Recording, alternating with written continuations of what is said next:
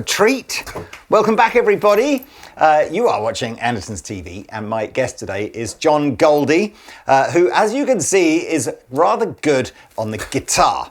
Now, John, forgive me, I'm not familiar with your back catalogue of work. Like many great guitar players, I think, in the world who have successful careers but perhaps go underneath the radar a bit. Yeah. But you were invited to be one of the tutors, one of the guests at the big Guitar Dreams course this summer. I, after that, was chatting to some other people who were there, so Robbie Mack and Earl Slick and Rob Chapman, and there were other players there as well. Yep. And everyone has said, do you know John Goldie? And I'm like, I don't know. He's like, you got to get him on. You got to get him on. So they obviously enjoyed. That cost me a lot of money.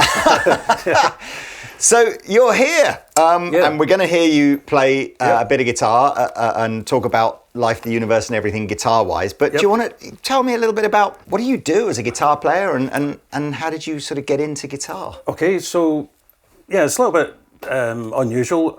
I started playing the guitar really young, apparently I asked for a guitar when I was about 6. I'm not from a musical family, so I was sort of black sheep. So like no one in my family is musical. It's just me, really. So I did that. I literally got a terrible old guitar, like a little kind of steel strung thing with a high action, and I actually got it from a shop that sold TVs and washing machines, and in the corner were like 3 terrible guitars, some picks and a book. And so I managed to get that, learn some basic chords, and then, to be honest, I sort of got the bug with Status Quo, believe it or not. Oh, that amazing. That kind of vibe, I just loved that sort of thing, so I spent time learning all that. And my early years were really just playing rock music. Mm-hmm. So probably when I was about 12, I was in bands with guys about 30. So I could play the stuff okay, but I was just a kid, really. And I was very fortunate because they looked after me, because we were playing pubs and stuff like that, and they made sure, they were like, give the boy an orange juice and, no alcohol and all this. So they were really, really great with me. And I used to just, like, literally just love playing. I liked playing anything. So I wasn't really... Although rock was my thing, if I heard something I didn't know what it was, I would be thinking, oh, that's pretty cool, I like that, that's a good sound. What is it? And then I would try and look into it a little bit. And at that time, I was completely all self-taught. Mm-hmm. So I just learned everything by ear, that's the way it was then, wasn't it really, I think. Didn't have all the facility we have now.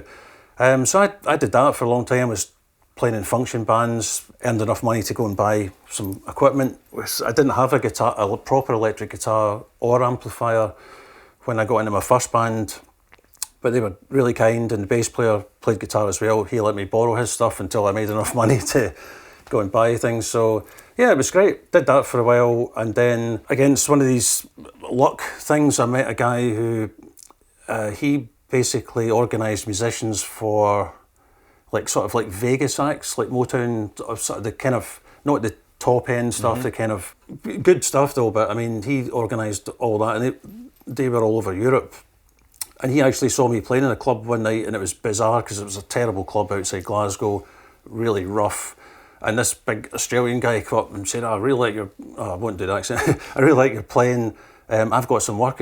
And then 2 weeks later, I was in John Henry's rehearsal studio in London, and then I was on a European tour with him, and I did loads of stuff with that. I really, really enjoyed that sort of music, because I'm one of these people that I'm perfectly happy playing rhythm guitar all night. So what kind of happened was I learned the sort of discipline of playing rhythm guitar every night in a kind of with a good band, and I hadn't really got that in the function band because it was a bit more sort of rough and ready, if you like. And learned a great lesson from this old Motown guy. The first day of rehearsals, I had a pedal with like 4 buttons on it or something, one of which was reverb.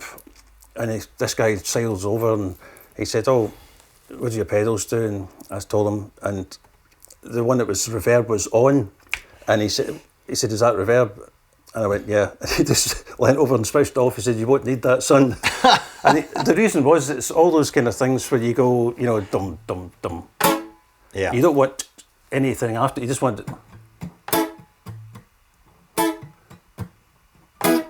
hadn't even thought about that, because that sound, they're kind of attuned to that a little bit. So that was a real great sort of lesson for me. Really liked working with those guys. They were fantastic. And I'm sort of fast forwarding a lot here, but then basically I then ended up working with Andrew Lloyd Webber doing Jesus Christ Superstar. So to backtrack slightly, because I did say earlier that I was self-taught, so I was self-taught up to a point, but one thing that sort of niggled me a lot was that I couldn't read the most basic music, couldn't read anything at all. So I was like thinking, I really want to fix this, and all my friends are saying, oh, don't do that, you'll ruin it, you'll waste whatever it is you've got or something. And I thought, no, I don't think that at all. So I went to learn about that, but then I realised that when I could read music and play some different styles, there was only about 3 of us in Scotland could do that. So suddenly you became, oh, he can do shows, he can do this. So you're reading proper scores, not tabs or anything like that. Yeah. So. I mean, I've done like movie scores and stuff like that, but I'm not the best reader. In my prime, I was good enough to get away with it, really. It's not my heart's not in that. Loads of my friends that do that, they're fantastic, they're much better at me in it. But the thing with Superstar was you had to really rock out. You couldn't sort of play it like a session player as such. You had to really rock out. So that was great. I loved that. It's fantastic. So I've met a few guys that have played in sort of pit orchestras, and I kind of think it's changed a bit over the years. Yeah. But it always used to blow me away that if you go to a good West End musical, although you couldn't necessarily see them, there was like 10 people basically, like proper rock band live under the stage. Or when we did it, it was still amplifiers and a real drum kit and everything. So I think I was quite lucky that we were in a situation where the people from the cast would come down into the pit to listen to us, because they could rock out. Obviously on stage it's a limited sound because their mics or their in-ears or whatever they've got. But yeah, it was a sort of, I enjoyed it. It was good fun to do, and I felt like I could really get my teeth into it a little bit. After that, though, I just sort of drifted off, went in sort of slightly different directions. At this point, everything you're still playing is very electric guitar oriented. Yeah, I hadn't touched an acoustic. Because this is what's obviously, I think, slightly freaks me out. Obviously, is you're obviously best known now. But okay, so we're still very much it's still electric guitar. electric. Yeah, the funny thing with the acoustic was I had one, I've still got it, an old Echo Ranger that I've had since I was about 15, I think. It's in my studio, but it's wrecked really, but it's still, I like it. But and I hadn't really done anything on that apart from scales and stuff, because I realised that on electric I could sort of fly about a bit on electric, but I went acoustic, it slowed me right down, and basically I was just understanding that I didn't have a good enough technique really, so I used the acoustic a lot for that. At this point, no, I hadn't been anywhere near acoustic stuff really. 2 things really. One, I think, is that kind of Motown guitar playing is one of the sort of rarer forms of music where the guitar isn't the lead instrument. Yeah. So I guess that really teaches you an interesting, does it become much more about being in the pocket and like playing less, or just, Well, there's 2 things. Some of the gigs I did were really slightly more funky orientated. So the kind of stricter Motown ones with that type of thing, it was really, I mean, that's, everybody can do that obviously, but doing it in time constantly throughout the whole gig isn't as simple as that. And then being in time with the bass player and the drummer throughout the whole gig. So and the discipline to not overplay, I guess. That's because there's so much space in that style. Yeah, so that, it went between that, and then I had another gig that I did for a while where it was more of a sort of funky gig, and they wanted you to, not overplay, but they wanted you to be able to play. So that gig was, I did it for a couple of years on and off. I job shared it with another guy, but you had to really be able to groove on a chord well, like a sort of funky thing. So the addition for it really was you just play a chord. Like if you said to me, right, just play something funky, right? And so obviously you could play the.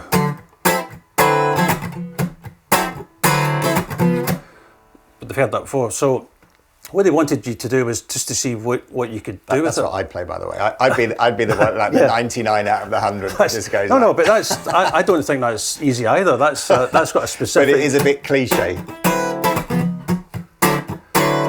But the idea is that you're creating a groove on your own. So at this point, there's no band there. And one of the ones I got asked to do was just to improvise around like a blues or an eighth thing or something. And what they're looking for is for you to come up with, so say it's like.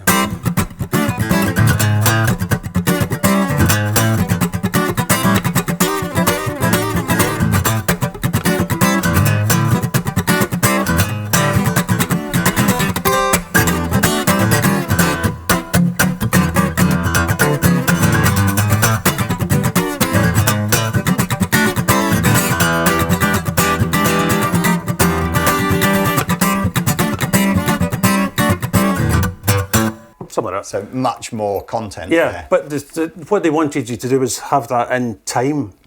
So they obviously don't play like that all the time, that'd be ridiculous, but they wanted you to be able to sort of lock into a groove and keep the time. And this would be before you even met the drummer or the bass player. And then when you got into it, you realised why they did that, because then everybody had their own sort of thing going, and then you would, and all those kind of sort of altered rhythm things over it, if you like. You're still trying to, if that's that beat.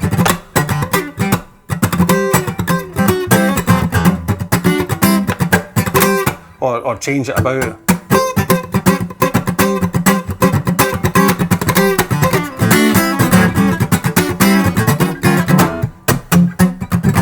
And just so you're sort of like a kind of mini band thing, and you're sort of trying to do that. So that was one of the things that was one of the additions I had. Fortunately, got the job. And this is still on electric at this point. Yeah, so basically, when I actually bought a good acoustic was doing the Jesus Christ Superstar tour, where we were on tour for about a year, and we had myself and the keyboard player. We used to just rent like cottages in the countryside, and I bought the first one I bought was a Loudon acoustic, and I quite literally started playing it, so I was messing about, and bear in mind at this point I hadn't actually written anything on acoustic at all, and the first thing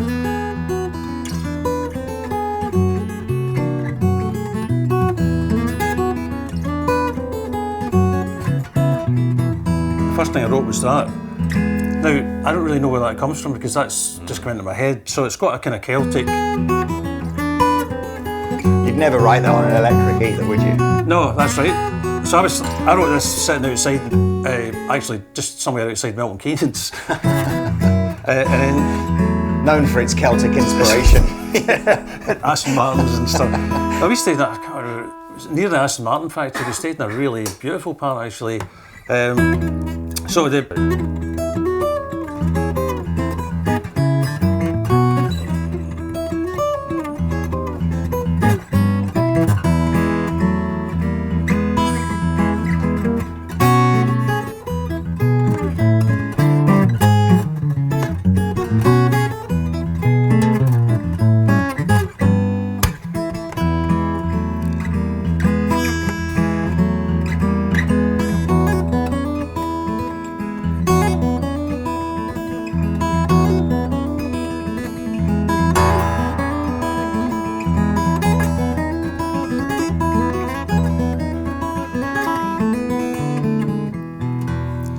Now, that couldn't be any less status quo if we tried. So who of you, someone other than Francis Rossi has obviously caught your attention. Then it goes into...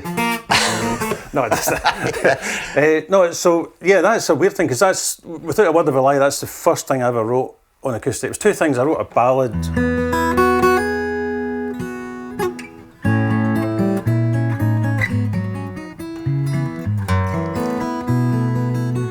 Like that. So that was the first two things I wrote, and I wrote them. Actually, if I'm being perfectly honest, I wrote them in the dressing room in the theatre in Milton Keynes. So I can't even glam it up by saying I wrote it out in the country. I didn't. That's where I wrote them. I don't know why that came into my head. So there's a sort of Celtic feel, but that doesn't. You're right in what you're saying, because I don't come from a Celtic background. I don't know any traditional Scottish music, Irish music at all. So I basically. That just came in. I wrote these in one sort of go. I didn't write them over a period of time. It sort of came out like that. So I can't really explain that apart from it's got a wee bit of a Celtic feel, but it's also got kind of jazzy chord changes. And at that point, I had sort of just started to listen to a bit of jazz music. And I found the jazz, I never really liked jazz when people let me hear it years ago. And I'd sort of not thought about it too much, but when I was writing this stuff, those sort of chord changes that I'm playing there, they seem to just be logical for some reason. You know, all that. So that's obviously, that's a Celtic. But when you go into that,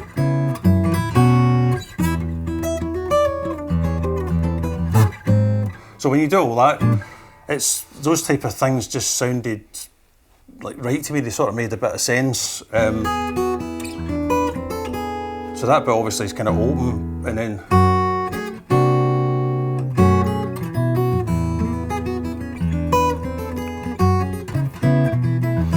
was your finger style coming naturally to you at this point? Had you played sort of finger style on the electric, or? No, never did that either.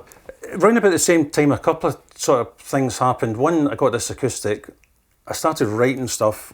I had no idea where it was coming from, so I'd be lying to you if I said... It's really interesting, that sense of it's almost just coming through you rather than a trained... Well, no one was more surprised than the guys in the band. When I let them hear it, they went, I didn't know you even played acoustic guitar. And I'm sort of like, well, since last week, you know, I sort of started. But so the other kind of quite sort of strange thing that happened to me was that I was watching daytime TV, and it was back in the old Pebble Mill at 1 days, the dark old days, and Stephen Grappelli was on it, and Stephen Grappelli's guitar player was a guy called Martin Taylor. You might know Martin. Yes, absolutely. So Martin's a great jazz guitar player, and it just so happened he used to play in a little... You'd never get that on daytime TV anymore. Loose Women featuring Stephen Grappelli. And, no, never going to happen, is it? Yeah, Steve Vai on Loose Women. Yeah, no, it's it was a kind of strange thing because I saw it on TV, and then my wife actually, well, she was a girlfriend at the time. My wife now, she found out that he was playing. He plays this. I used to play this little small club in Glasgow called the Musicians Society. In fact, funny enough, it's now a kind of like Persian restaurant. It's a fantastic interior. It's one of those really old Glasgow buildings. It was called the Musicians Society, and it was like a real kind of smoky dive of a place. And I went there, saw Martin playing. I thought, I like what he does. You know, I just liked the vibe of what Martin did, and I couldn't really explain why I liked that sort of vibe. I just liked it. And then so went, did the gig, and then went to leave. My wife saying, "Go and talk to him. You like his playing. Go and speak to him." I hate doing that. I never got him to talk to people. Eventually, she goes, "Let's go up and talk to him." So he said, "I'll sit down." Got talking to him. And before I left, he invited me down to his house. Because he's still, no, he doesn't live in there, but he used to live in Ayrshire up in Scotland. So I went down to his house, really naively, and obviously he's one of the best jazz players in the world. And he said, "Oh, let's play some tunes." And he's going, "Oh, do you know Blue Moon, or do you know all these jazz standards?" Of course, I didn't know any of them at all. I felt really stupid, you know. And then he said, "Okay, well, let's just play a blues." So we played a blues for a bit, and I just played what I thought I'd normally play in the blues. I was sitting there with a cup of tea, and he said, "You ever thought of playing jazz guitar?" And I went, "Never." I thought he was joking, do you know what I mean? I said, "No, I've never thought of that." And then he said, "Well, I think you could do it if you wanted to do it." And I thought, this is a bit bizarre. And I really went up the road, like, confused. But he said, "Oh, have a listen to some stuff." And then Martin really,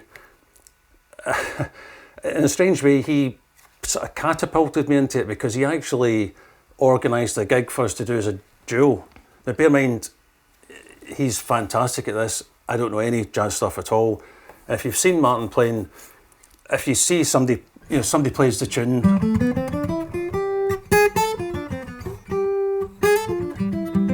Okay, so that would be the tune. The other person's playing that part. So I had to play that part and then swap round and then solo and all that. Long story short, the rehearsal time was 0. So I actually learnt on the job. Now, knowing him as I do, I've known him for a long time, there's a part of him knew that I would be able to do it, but I didn't know that. So I was really nervous, because that's, you know, it's like if somebody's playing something, your sort of default might be that kind of thing or something. But Martin's kind of thing, and I only heard him do it a couple of times, but instead of playing, if you're using a pick, for example, if you use the flat end, you get a kind of almost like a brushes on the snare sort of thing, that kind of, that sound.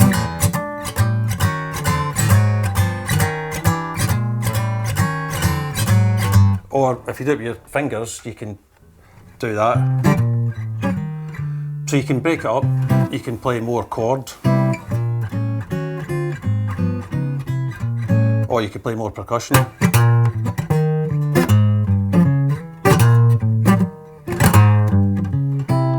You can mess it about a bit, so if you're sort of backing something up in a solo, you've got quite a lot of variety there, so you're not just thrashing, because that's obviously going to be terrible to solo over. And then the next thing, he would do that, and then he'd be like, right, solo. And of course, growing up like most of us do with the minor pentatonic scale. There's my default going, oh no. And that's what I was thinking to myself, right, okay, minor pentatonic's not helping as much as I thought it might do. It's not my friend anymore. It's really, really strange. And so, yeah, I ended up, again, I did all that about a year, but it happened so quickly because they organised a little tour in Wales, just North Wales, just the two of us, because there was a jazz guitar society there, I think. And we did about, I don't know, half a dozen dates. And then shortly after it, Martin had this idea to put a band together doing the music of Django Reinhardt. So the band was called Spirited Django. And so we sat down and literally worked out well, with Martin's idea, obviously. Then the thing is as well, he just left me to come up with all the chordal stuff myself, the harmonies, all that. And he just said, let's do your own thing. So, and at that point, I hadn't really listened to Django Reinhardt, embarrassingly enough. So I wasn't coloured by that. I probably should have done more of that. I listened to it afterwards, but so the rhythm playing I was doing was more what came naturally to me, but it seemed to work for that project. It was successful, won awards, did a lot of touring, etc. Also ended up back on the daytime TV programme because we did the Renault Clio advert. You know, the Nicole Papa thing. Did you? That's us on that. That's an iconic television advert. Yeah, so that's you playing on that, is it? That's Martin, myself, and it's all the guys from Spirited Django. That was a nice gig then, wasn't it? Well, the thing was, that was a pure fluke, because obviously it's a Robert Palmer song, which is normally da-da-da-da-da, or it's da-da-da-da-da. Like, that's the original one. Is it? Okay. Aye, so Robert Palmer one would have been... So you took a kind of a rock pop tune and made it into like a jazzy. Yeah, well, Martin did. Yeah, he just came up with vibe. this thing, and we thought that was really weird. Then the next thing, it's on this advert that was well known at the time, and then the next thing we're doing the daytime TV stuff, which was hilarious. But no, it was really good fun. So I think it might be interesting for listeners here. Yep.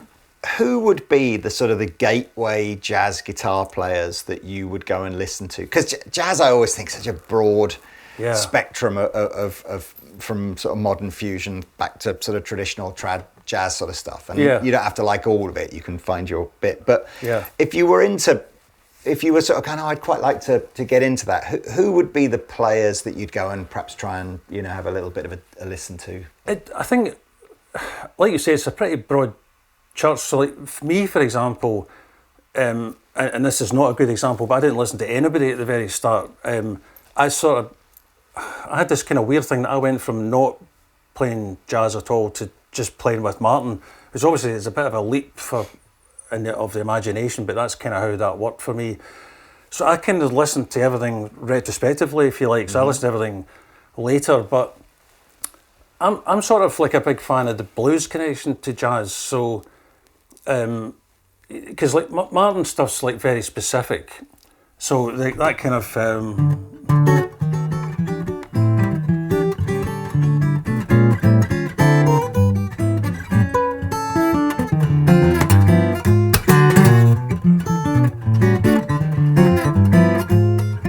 All that kind of stuff. There's a lot going on with that. But in my case, I could sort of hear it. So when he was doing that, I could hear what he was doing.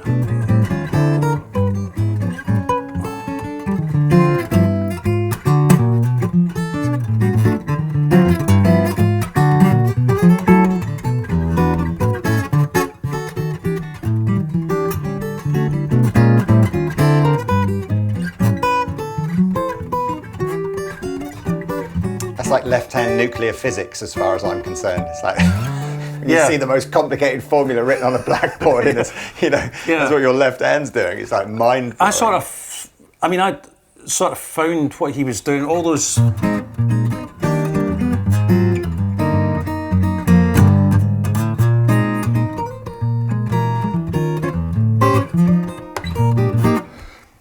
For some reason, and again, going back to, I was a devoted Status Quo fan, I've no idea how that is, apart from, and it sounds a bit strange, but I think sometimes when you meet different, or this in my case anyway, when you meet different players, it's like they open a door somewhere and you just go, oh, there's a nip down there. And then suddenly you realise, oh, I never thought I'd got it, I just thought I understand it. Because a lot of people used to think, how come you're playing with Martin? I saw you, a year ago and you were playing rock music or something, and I'm going, yeah, I can't really help you, because a lot of people who are right into jazz didn't like the fact I was working with Martin, because they've spent their whole life studying jazz and trying to do that. And I find myself apologising. Well, I don't know, you asked me, I'm sorry, I don't know. But when you're on stage with somebody like that, you need to know what you're doing. There's no question. MD, I've been lucky enough to be on stage with Martin or Tommy or George Benson or these people. You have to know what you're doing, or you have to at least be comfortable in your skin. Because if you're sitting, like I have done this, and if George Benson's sitting there, this is a while back, and he's ridiculous. I mean, he's a ridiculous guitar player. But you either go two ways. You either go, okay, I'll put my guitar in my case, I'll never get out again, or you go, this is really inspiring. And I was the opposite, because I met him in New York and played a little bit, and then out of the blue, I got an invite to play an after-show party for him and his band when they were in Glasgow, and it was incredible because I booked a bass player and a drummer. I told them what it was, they didn't believe me. They said, yeah, George Benson's asked for you, shut up. I said, no, it's true. And sure enough, we did the thing, and then George comes in after the after-show party, comes up on the stage, gives me a big hug and all that, and my bass player and the drummer going, my God, he's telling the truth. But then they realised, oh, right, okay, now we've got to play in front of Benson's band, who are all absolutely fantastic players. So, yeah, George Benson for me would probably be a really good... The Breezing album was the one that got me into it. So that album called Breezing, where it's a sort of crossover, so it's slightly funky. Anything like that. And funny enough, I've been doing a bit of online teaching. I'm starting to build up some stuff. As it turns out, the students that I've got, some of whom I met at the retreat, had been saying, oh, you've got a method for this, and I hadn't really thought about it. Because I don't really get down the route of learning loads of scales and stuff. I like to keep it relatively simple, but the end result doesn't sound simple. It's just that, the getting to that point sort of thing. So, yeah, I would say Benson would be a good inroad for sure. Kenny Burrell is good, because Kenny Burrell's got a kind of bluesy vibe to it. Martin, obviously, but again, with Martin, I would go in at the single line stuff he plays and try and capture what he does. He's definitely got... The thing that got me interested in it is that him and sort of George Benson, Joe Pass, a few of those guys, what I noticed when I was sitting right next to them was they played the melody better than I'd ever heard it. So the improvisation bit was like icing on the cake, really, for them. But by the time they'd played the melody, I was like, I'd be happy if you just went home, you know what I mean? Because it was so good. And that was the thing I got with Martin. When he played a melody, it was just like, it just kind of drew you in. And I thought, there's a magic in that which stuck with me. And yeah, there's some... Around that time, just like meeting Martin and all these other people, I must have been way out of my depth with it. But I must have been taking in a lot of stuff because, you know, when I went on stage with these people to play, I wasn't really that fazed by it, even though they were on a different planet for me a lot of the time. But Martin was great for me for that. And certainly, you know, just if you're getting into it, I would, like I say, I would go in via the blues thing.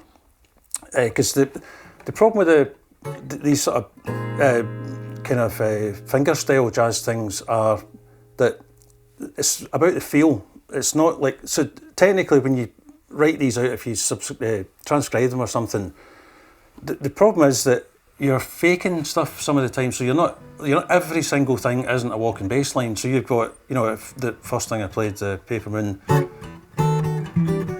So I've set up that kind of tempo in my head. So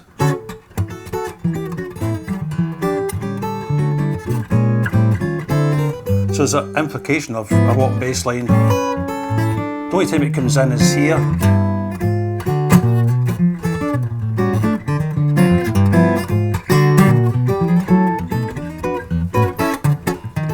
I'm still really... There's a leap here from a guitar player that's a competent kind of, rock, pop, Motown guitar player to someone who's playing those kind of chord changes. I mean, it almost feels like there's a missing piece of your journey here. Like, if someone... I watched a George Benson video, it must have been from 20 or 30 years ago, or whatever, relatively recently on Instagram. It was a clip. And I think these guys have this amazing... They've got this sort of persona and facade that it's all very improvised. Like they don't even really know what they're doing. They're just amazing. But but he just started shouting out, and then and he started shouting out all the chords and the things and the what. And you go, oh my god, this guy's obviously like just an encyclopedia of like chordal knowledge. Yeah. If I was sat here and you said, all right, here are the chords, and you just told me the names of those 5 chords, they'd be, minor sus fifth, I'd just be going like, I have no idea what you're talking about. So where's that? Was there a period in your guitar playing where you just had to learn the theory behind what the chords did, or were you just copying shapes from Martin and then you learnt the names of the chords later? I'm sort of intrigued. It feels like there's a gap. Yeah, no, you're right. The funny thing was, Martin didn't really sit down and like give me a lesson or anything. I didn't do that. I learned from Martin by like osmosis. I took it in, so I heard it, and then I could like the accompaniment things. I could hear that. So, and I don't play. Martin plays with his pinky on there all the time. He's got a slightly different technique. But I could get a kind of similar end result by just using my ears to seek out the sound that he was making, sort of thing. And that's the same with all those. But the thing with that is that I haven't done any of them from arrangements, I've just made them all up. That's the key for me. So I can hear the sound in my head. So you're hearing the chord And then voice. If you said, okay, John, stop playing all that nonsense and tell me what the chords are. I could tell you what all the chords are, but if you went down the route, which I didn't do, of learning everything by the scales, so if you've got a scale for that, you've got a scale for that, you've got a scale for that, you've got a scale for that. Now it's going by... Now, by the time you thought of the name of the scale, the song would be finished. Do you know what I mean? Was that Mixolydian or was that Locrian? Oh no. Oh, the song's finished, right? What's next? Can we do a blues? Yeah. So I actually went to a guy just for a couple of lessons. He's in a pop band, but he's a good jazz player. He transcribed everything, right? So he was and he had all these books, and he said, you need to do all these books, you need to transcribe all this Charlie Parker stuff. And I was like, I thought, I'm never going to do that. My brain doesn't work that way. And he put a song on one day, and he was playing what he'd rehearsed over it.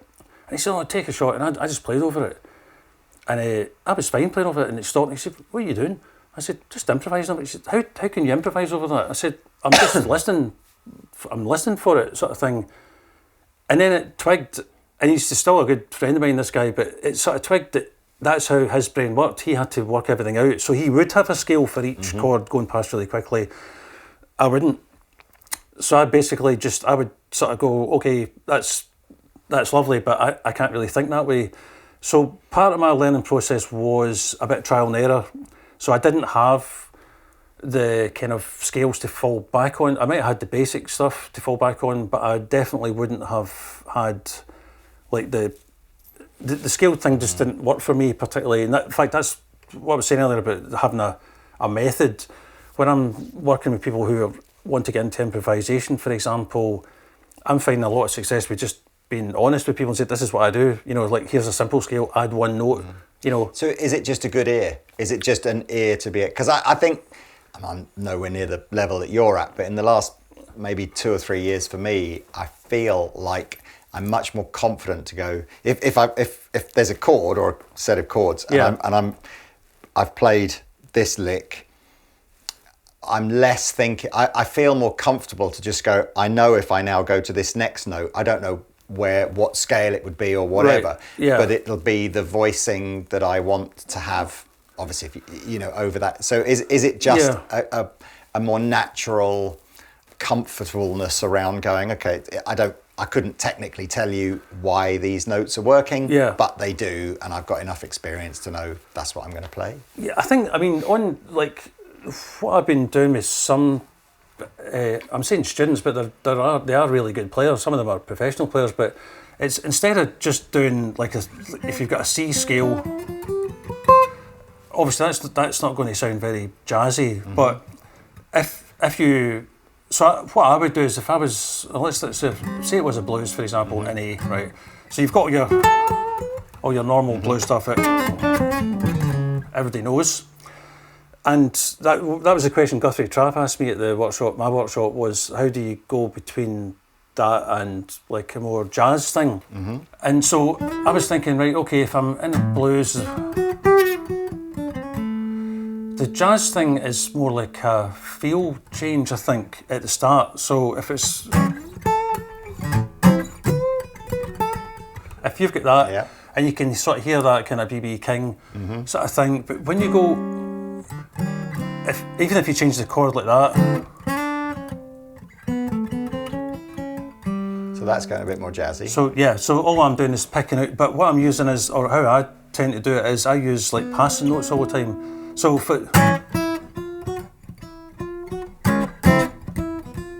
I'm using 3 notes, but I'm using 3 notes over the same chord. Yeah. And then, so if you imagine a 12 bar going, and I'm just going.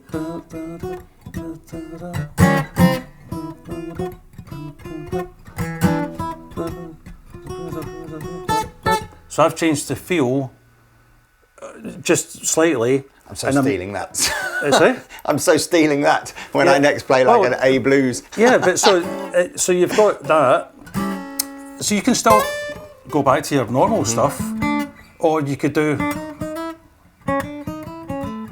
those type of things. So they're musical, but you've got one note that's sort of tense, if you know what I mean. Or you could stick to.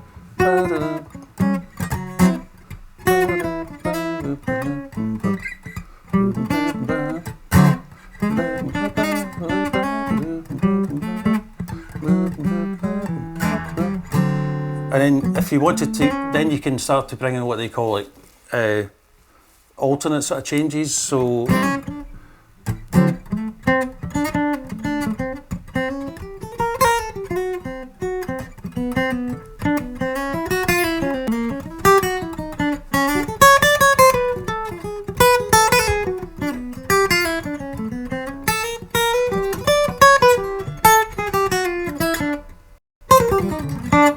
you can just mess about with it. But what I'm doing there is, though, instead of just playing the chords, I'm starting to think of other chords in my head. So instead of just going, when I go back to the A, I'm thinking of E minor, A7, D. But instead of going, I could go. So each time I do something different. So I wasn't playing the chords there, but what I'm doing is, so if I did what I just did there, I'll do it slower. So that would be.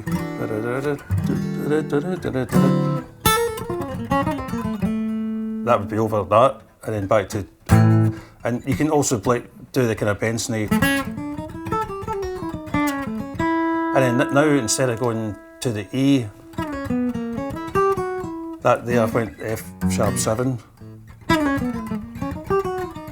B minor, E7.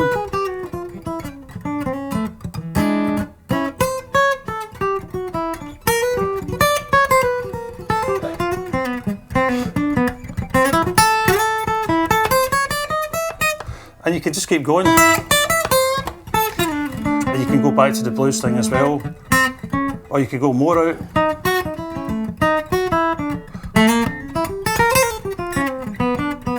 And if you can, try and sing it. It helps because you're not going to sing like mad sweep picking it. You're not going to, So in my head, I don't want to do it too late, but I mean, I'm basically, if I was just making that up, so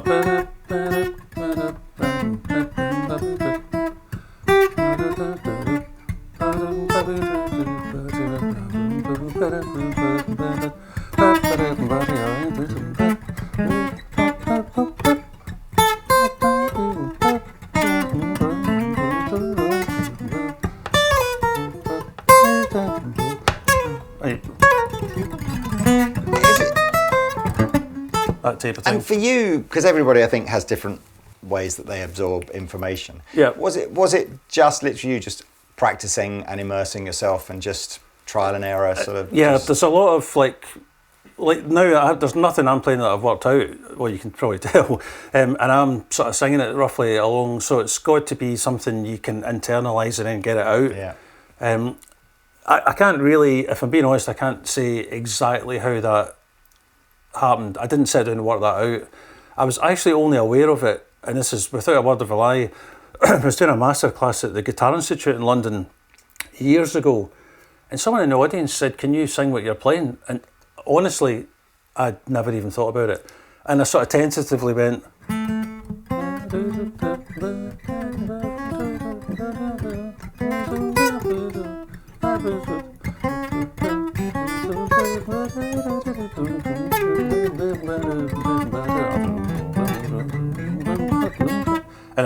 and then also the other thing I thought, all right, so if I go a bit mad, can I still sing it out?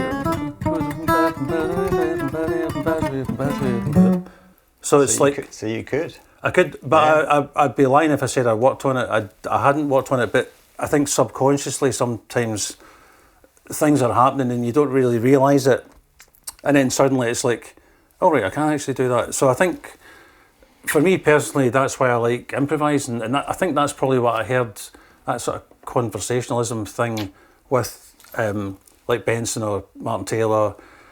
Joe Pass was like, he just played endless lines that were brilliant. He never seemed to run out of steam, sort of thing. And because of my background on electric, I'm sort of quite grounded. So if you said to my wife, like, what is he best at? She would say blues, almost definitely.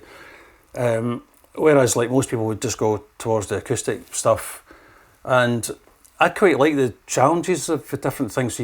Just from what I've been saying to you, it's like there's a lot of different wee things, but they've not been things that I've went, oh, I don't want to do that. It's been things that I've really enjoyed doing and I've had a great time. And also just experimenting with stuff, even with the solo thing. If you experiment with different things. So, you heard the kind of jazzy things. So if you took it to...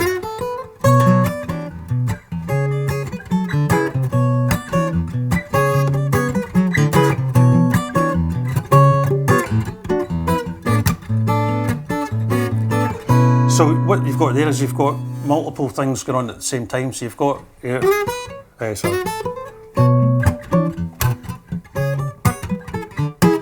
So if you break it down, so you need to be able to think of the full picture. So that the donkey work at the start would be getting your fingers to go in the right place. It's quite important.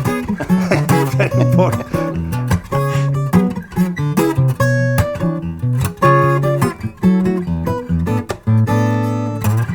So that type of thing, that's a different sort of challenge because you've got sort of a bit of contrary motion. Martin's thing, the jazzier thing, is more to do, I think, is more to do with the feel, really. Well, everything's got to do with the feel and the time of it, and if you're doing, I don't know, if like a blues.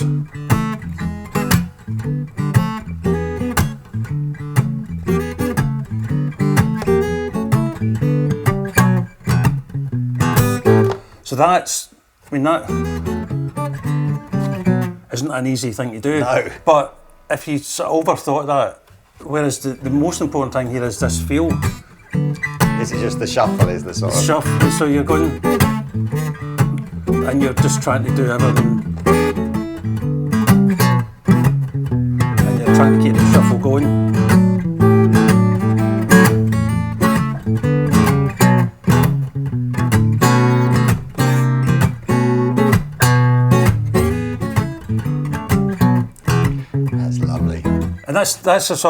That's what kind of appeals to me. It's like, okay, the feel's got to be right, So it's not so much.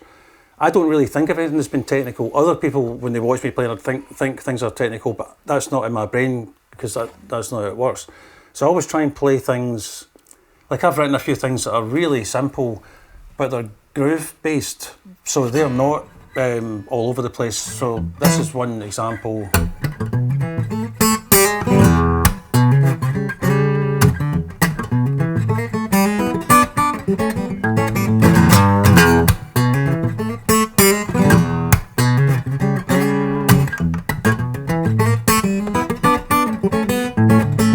So basically that's, it just goes on.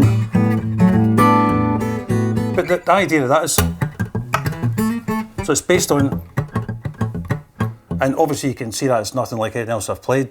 So I think I've sort of been quite lucky that I've just had a few sort of happy accidents along the way where when I wrote that, I'd never written anything like that before, and it got more percussive as I did it. So I wrote it probably,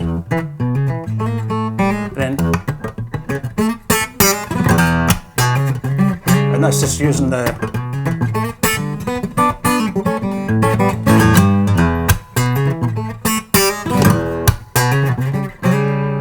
so it's quite a different technique with the right hand as well, but I think that's what sort of really kept me interested in it, I think. And if I'm doing like a solo concert, I mean, I've shown you a few bits of balls, but I've got like entire albums just done in DADGAD. So I've got one, I don't know what to do today, but I've got an album I did of rock, classic rock stuff. So like Sweet Home Alabama and all these kind of things, but done for solo guitar. And recently, there's a lot of people have been finding that recently and sort of coming back and saying, can you do some more of that kind of stuff? And I went back and revisited, did like Rockin' All Over the World, but it's just like doing that, but you want to kind of pay homage to it. You want to get the solo right, or Crazy Little Thing Called Love, and doing the solo as well, all those kind of things. So I've been working a bit on that because there's people have been asking about it. And my daughter does my kind of social media and website and YouTube channel, all that kind of stuff. So I basically, she kind of rebooted my newsletter a while back, and the people that go into the newsletter, they'll just write in and say, oh, can you do a wee video on something? And it's been great because it's very interactive, and people go, oh, that's great, I didn't realise you were doing that, or whatever it is. And that whole thing for me, it's like, it's great. I mean, I really like it. I mean, even doing like, I've only just started doing Zoom lessons and stuff, it's pretty new to me, but actually I really like teaching. It's something I've always loved doing, so it's not something I'm going, oh, I'd rather be at a gig. I'm really happy teaching people because I mean, I've been lucky, I've had a really great career playing the guitar, and I like a lot of different things. And then obviously I've still got all the electric stuff, and people are starting to go, oh, I heard you play electric with Robin Ford or whoever it was, or Robbie McIntosh or something, can you do some of that? And I'll go, oh, okay, I don't mind, because my sort of, in my naivety, I thought, oh, the internet's flooded with millions of, why do I want to add to that? But then other people are saying, no, you've got something different. That's the whole point. Just do what you do, and it's been great. You know, I've got a studio and stuff at home, so kind of similar to this, not exactly like this, obviously, but kind of similar size, and it's great. I can just film and do stuff, and it's been a real eye opener. And like I said, the method thing that people were starting to talk to me about, I'm starting to see. You know, just even that I was saying, just like doing chromatic stuff, and everything, even with the sort of Django Reinhardt type of thing as well, a lot of it's so fast, isn't it? I mean, it's like really fast. And if you listen to Django, it wasn't really fast. You know, Django stuff was just beautiful. It was just great. So again, if I'm listening to stuff, I get captured by the kind of the beauty and the notes and stuff. And I mean, my kind of go-tos, again, probably sounds strange, but my go-tos like B.B. King and Albert King and anybody called King, basically. I sort of go to that because that's where that music just sits really well with me. I just love it. You know, it's great, and that's always been something that's like, for me, it's just been magical, you know. And all the jazz stuff and all the other things sort of come from that, I think. They're all sort of, in my head anyway, they're all sort of connected. It's just, you know yourself, like Need Your Love So Bad, the opening bit, Peter Green, just, that would just break your heart, and it's just like that. And then when you, obviously a million people are trying to play that, but it doesn't sound the same, doesn't it? No, it's different. You know, people try and do it and it doesn't really work. And then when you hear Peter Green, you just go, ah. And I find that with a lot of the amount of people that say to me, oh, you know, why do you like, he's only playing 3 or 4 notes? And I'm thinking, okay, if I could only play 3 or 4 notes and be successful for about 70 years, I think I'd be doing all right. You know what I mean? So sure. it is a bit, yeah. It's a bit. So I think I've always the feel thing's always been more important. So how, obviously, I was introduced to you very much as someone who is an acoustic solo player now. Yeah. So obviously you tour, and people will think of Tommy Emmanuel as that. So how long has that been your predominant sort of gig? Since the kind of theatre tour and stuff, since the Lloyd Webber stuff, because what I've recorded about 6 tracks, and then I didn't know anything about acoustic music, so I asked some friends, I said, look, who's good with acoustic music? So there's a guy in Germany called Peter Finger. Right. And I was like, seriously, Peter Finger? It turns out Peter Finger, I don't know if you know him, but he owns acoustic music. It's like a massive thing. It's like record labels, magazines, stores, shops. Wow. It's a venue, everything. He also builds guitars. He's huge in Europe. He's one of the most famous guitar players in Europe. And so I sent him a cassette tape, and he called me up and said, he said, he's in Osnabrück in Germany. He said, come to Osnabrück on this date. I'll meet you at this train station. I'd never met him before in my life. So I get on the plane, go to Osnabrück, off the train station, meet Peter. English is okay, but back then it was not that straightforward. I stayed at an apartment above the studio in the old building he had. He's got an amazing venue in the new place, fantastic. He's one of the nicest guys you can meet. So he recorded an entire album and just gave me it. Said, that's it. He said, I would put it on my label, he said, but I've got a waiting list of 20 people who've already recorded. So he said, it'll be years before I can get it out. He said, you just take it. It's never charged me anything, nothing. Mastered everything, just gave me it, said, there you go, thanks. And I've kept in touch with him ever since. So he's the one that got the music out there. And then I sent some stuff off and then started getting gigs. And then gigs seemed to come in quite easily. People liked it. Got good audiences at the gigs. And then I realised I like this solo thing. I like the fact you can hear a pin drop. It's really nice. You can play a ballad and it's really quiet, or you can do whatever. And yeah, so I never really looked back from that. I just kept doing that. I've done that pretty much all over the world, really. But like it's quite a sort of low-key thing. It's not like a big thing. And I never really got into the online stuff, so I didn't really have that kind of online presence. And I look at people and they've got, hundreds of thousands. And I'm like, well, that's great. But when you're actually on the road, though, I mean, I've done gigs with people who've got millions of views. But it doesn't really, I noticed on the road, it doesn't necessarily turn into an audience. So they're saying, I wonder why this place is, I've got 20,000 fans in Berlin or whatever. And how it worked for me was I just went out and played and then built an audience. And I think that's what Martin Taylor always said to me. He said, you just need to go out and build your own audience, just build it up. So I've sort of built a kind of niche audience, but not as much in the UK because it's a lot harder to get gigs. So I've got an agent in Germany. He'll say, right, okay, like just now I've got 3 weeks that are already booked up in the middle of next year, and I've got a residential workshop there that I do, and I'll probably end up doing, best part of a couple of months or something there. Here is a lot harder. So I've got some gigs here, some festivals and stuff, but the solo acoustic thing is a much harder sell because you don't sing. I know it sounds stupid, but and obviously if I was singing, then I probably would have nobody at any gigs ever.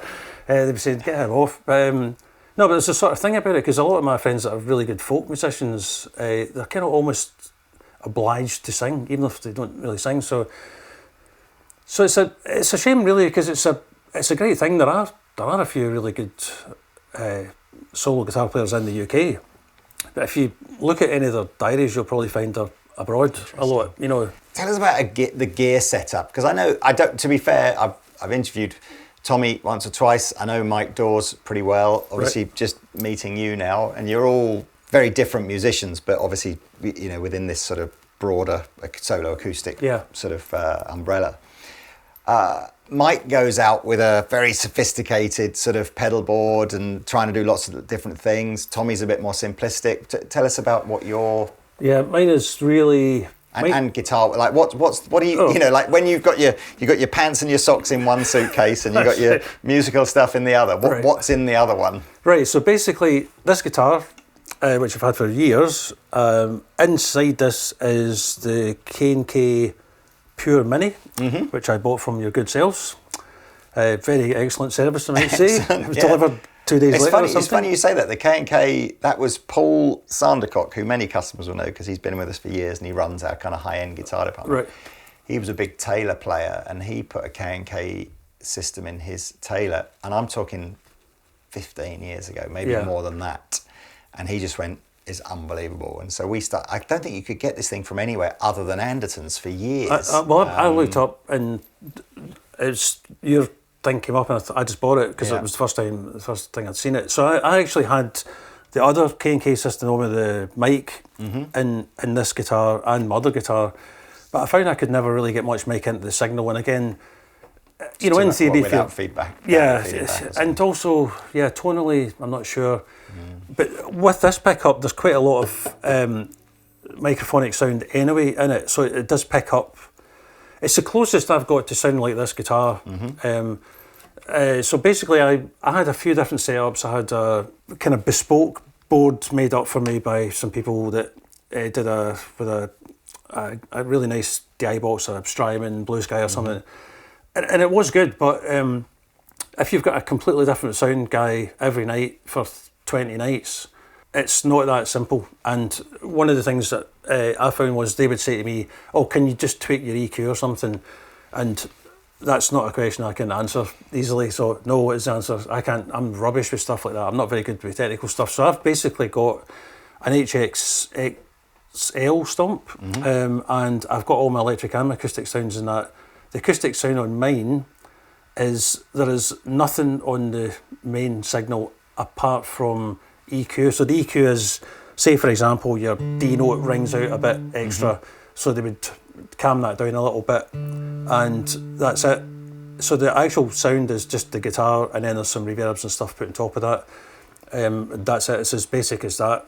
I mean, I could go out with a mic easy enough, it wouldn't bother me. I don't need any effects. I don't need to loop anything.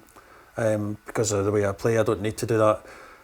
But this is the best. Yeah, I've done maybe 50 odd dates with the different venues, and I've never had any problems with it at all. What was it about the OM style guitar that you think has been so enduring? I don't know.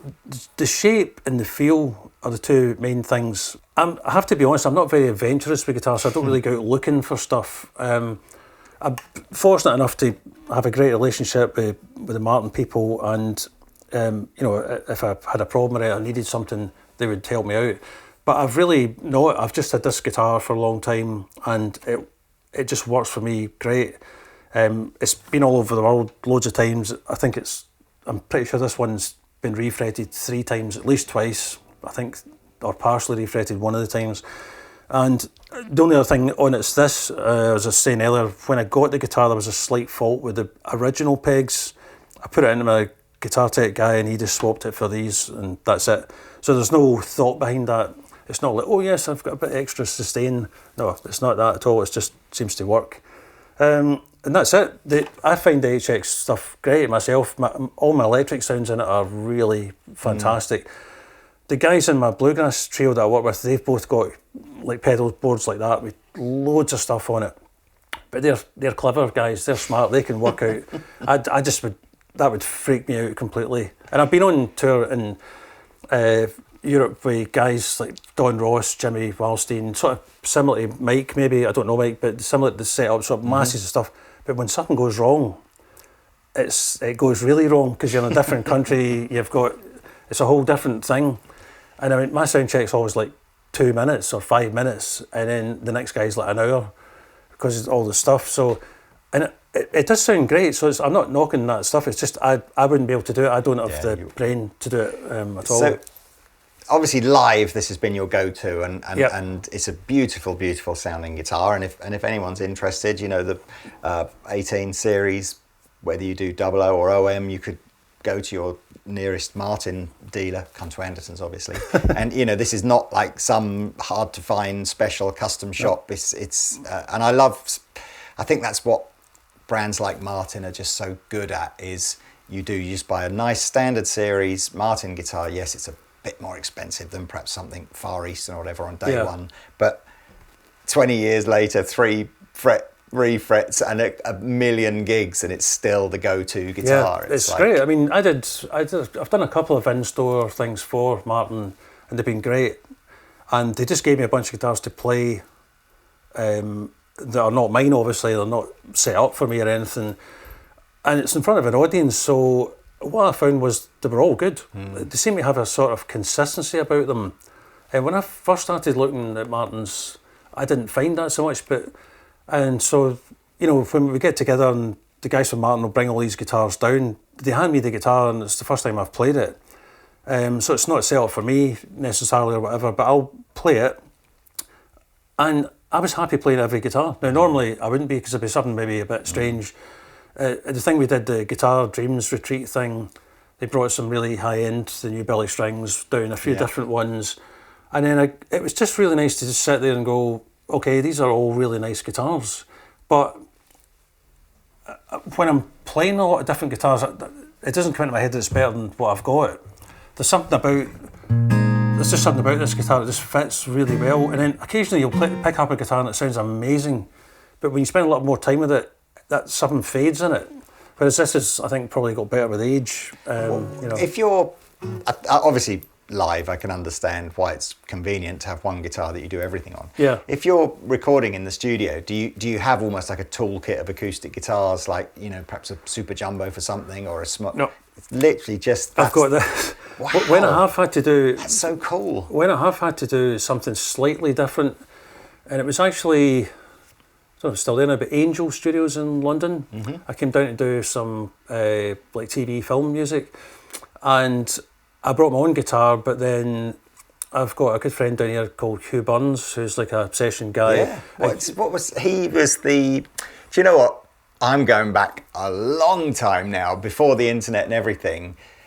He did a clinic for Andertons, and his claim to fame is he's guitar player on Baker Street, isn't he? Well, that's one thing. Yeah, he's Baker Street and all the Wham, all the George Michael stuff. Really? Yeah. God. I haven't Michael heard Jackson, his Paul name McCartney. in a long time. He's still in London, still works. He's a great guy, you know. So what he did, he turned up with a whole bunch of like guitars at Angel Studios, dumped them off, and then picked them up the next day. He's fantastic. He's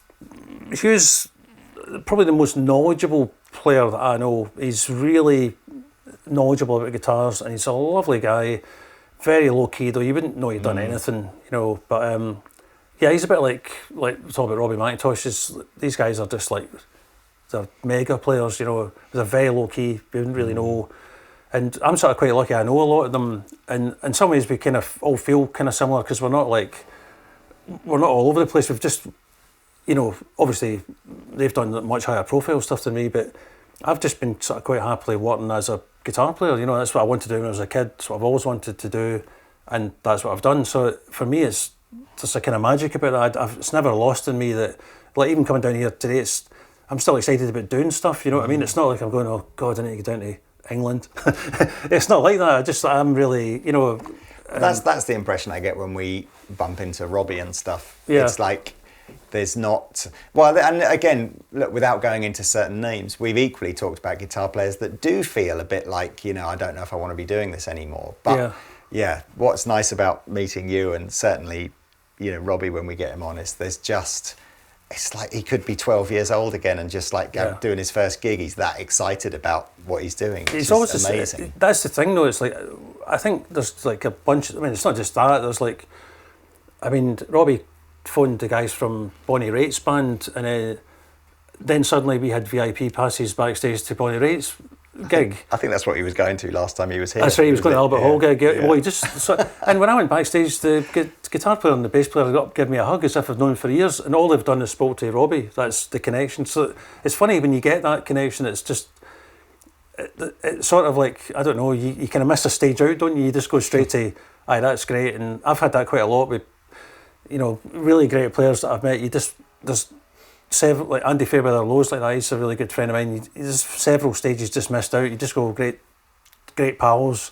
And it's been both him and Robbie. They were in the audience when I was doing a gig, and they came backstage afterwards, and it didn't register with me right away who they were when I met both of them for the first time, because you're just off stage and you're sort of getting yourself together and all that, and then you sort of meet these people, and then there's loads of different great stories from it, just like playing Albert Hall and Andy sorting their guitars out with Eric's guitar tech and all this kind of stuff. It's just like a different planet altogether, Yeah.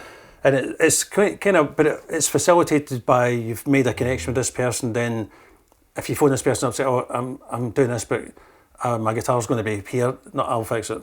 And don't you find it's different, but it's so they normalise these things into this, like, what's so lovely about talking to.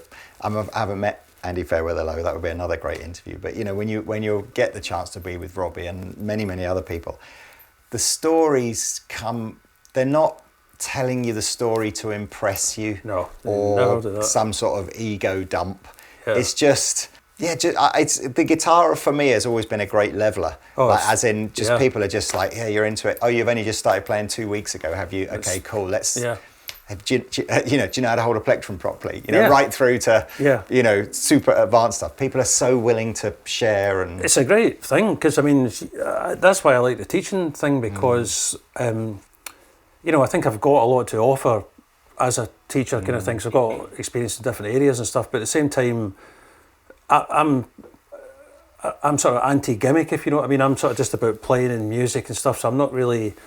That whole shredding thing when it came out, I just managed to bypass the entire thing because on the gigs I was doing, I'd have been sacked if I did it, if I'm being honest, because it wouldn't have impressed the people I was working with. So that's been a good leveler, because they just, we want him because he can keep time, he plays great rhythm guitar, and if he has to do a solo, he can knock out a good solo, and it's as simple as that. But when I see the carnage around me, sometimes people we turn up for a session, there's another guitar player here, and they don't know how it works, and then they take a coffee break and he's gone. And that's when you realise the harsh reality of it. I've been in a few situations like that. Gone because the whoever the MD is or whatever it's on that day is just gone, or the producer not the right guy. Somebody. And you don't know that. It could be any of us, but you don't know that. So you've got to try and read the room a lot and stuff. And that's a big part of music, certainly. I find is reading the room when you're in. I did a pop album recently. It just went platinum, I think, with somebody, and I won't say who it is, but they've got a really unusual way of working. And one of the guys involved told me before I went, and said it's very unusual, but I think you'll be fine. And it was incredibly unusual way of working. So no chords, no key, no tempo, no nothing. The first thing I heard was click, click, click, click, bang. That was it. What are you playing? A chart then or something? Or just no, there's no chart. So what, make it up? Yeah. Yeah. Fine. And I mean, this is a multi-million organisation. This isn't like, and I was like... No key? No, nothing. So I was just a tempo. So I was playing it, and then there was one guy in the room with me, and the middle 8 went to something funny. I didn't get it, and I said to the guy, I said, "What's the chords in the middle 8?" He said, "Have you not got a chord chart?" I said, "No, I haven't got anything." And he burst out and he went, "Nothing." I said, "No." He said, "Right." And he literally wrote it in the back, like not a cigarette packet, but he wrote it in the back, a bit of cardboard or something, the chords for the middle bit, and then only did 2 passes at it.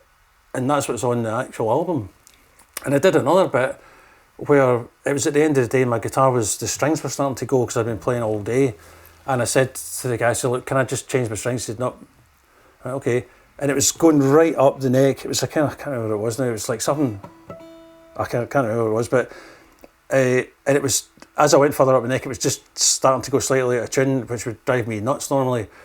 No, and when I heard the final result, he kept that in. He used that as a kind of almost like a tremolo effect. Yeah, you'll have to tell me who it is after we finish filming if it's not okay to put on camera. Yeah, but I think I have done a few gigs like that where they don't give you any information at all. I can't imagine like what's the objective there, to just I think have there's something completely improvised. I think 2 things are going to happen. You're either going to just go up and walk out, or you just stick with it. I trusted the guy who put me up for it completely, so he just told me just go with it, it'll be fine. and it was fine, and they have a lot of success. They have a way of writing pop songs and making a lot of money, and that's their skill. And as a player, it's not about reading. It's not about how good you are. Nothing that all goes out the window. It's about kind of hanging on for dear life. Sometimes you're like, what is actually happening here?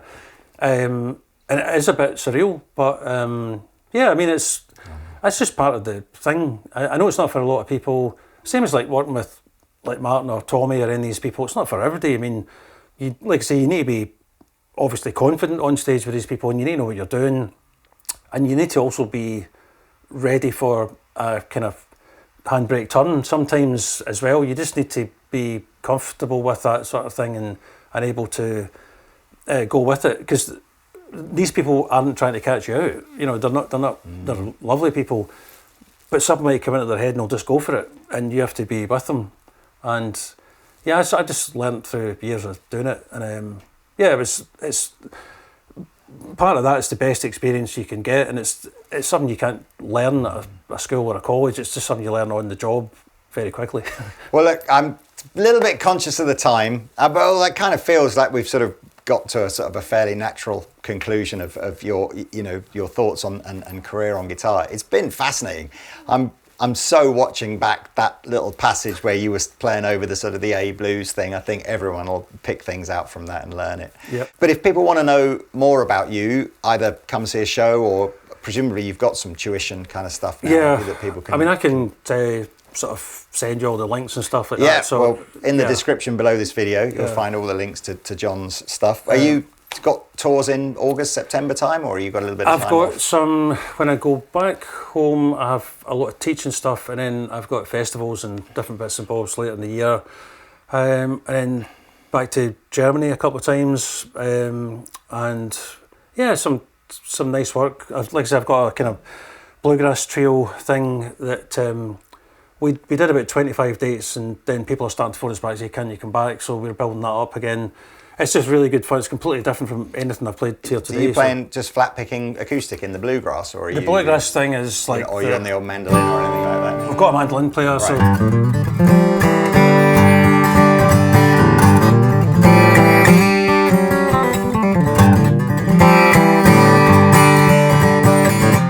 that type of thing, so... Well, you know what? I'm not going to let you get away with that type of thing. I think that's what you should play out with. Just something a bit bluegrassy, just to show. I mean, your repertoire of stuff's the wrong word, isn't it? But your repertoire of ability to play different styles of guitar is jaw-dropping. It's been fascinating, and I think again, the mark of just really great guitar players is they just turn up with an acoustic guitar and they can do everything they want on an acoustic guitar, and it is amazing. So it's been an absolute pleasure. It's been fantastic being here. Great. I do hope that many more people will see this and go and check out your music, because I'm certainly going to. But would you mind, Mr. John Goldie, play us out with some Bluegrass? Why not? Here goes.